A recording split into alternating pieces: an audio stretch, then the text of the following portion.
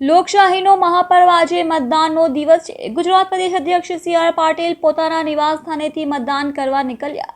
પરિવાર સાથે સોસાયટીના લોકો સાથે મતદાન કરવા પહોંચ્યા। ભટાર ખાતે આવેલ ઉત્તર ગુજરાત વિદ્યાલય મતદાન મથક પર મતદાન કરવા પહોંચ્યા। સામાન્ય લોકોને સાથે ગુજરાત પ્રદેશ અધ્યક્ષ લાઇનમાં ઊભા રહ્યા।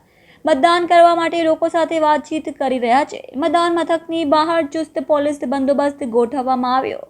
વહેલી સવારથી જ મોટી સંખ્યામાં લોકો મતદાન કરવા મતદાન મથકે પહોંચ્યા। આજે લોકસભામાં ગુજરાતની 26 લોકસભામાંથી 25 લોકસભાના મતદાનનો દિવસ છે। આપણા દેશમાં આખા દુનિયામાં સૌથી મોટી લોકશાહી, સૌથી મજબૂત કહી શકાય એવી લોકશાહી, એને વધુ મજબૂત કરવા માટેનો આ પર્વ છે। અને આવા પર્વમાં હું સૌ મતદાર ભાઈ બહેનોને મારી વિનંતી પણ છે કે આપણે સૌએ આપણને મળેલા મતદાનના અધિકારનો ઉપયોગ કરવો જોઈએ।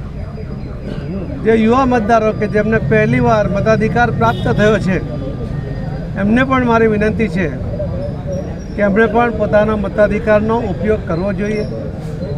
લોકશાહીને મજબૂત કરવા માટે આ પ્રયત્ન છે અને એ પ્રયત્નમાં બધાએ પોતે ભાગ લેવો જોઈએ। જે દેશોમાં સરમુખત્યારશાહી છે, લશ્કરી શાસન છે, ત્યાંના નાગરિકો આ લોકશાહી માટે અને મતાધિકાર મળે એના માટે તડપતા હોય છે।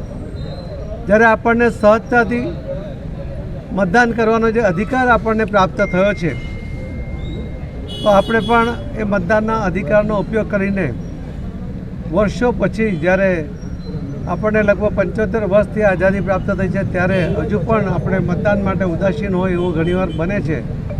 એ ના બને અને કોઈપણ સંજોગોમાં આ મતદાનનો અધિકારનો ઉપયોગ થાય એવી મારી સૌ ભાઈ બહેનોને આખા ગુજરાતમાં સૌને મારી નમ્ર વિનંતી છે। ખૂબ ખૂબ આભાર, ધન્યવાદ।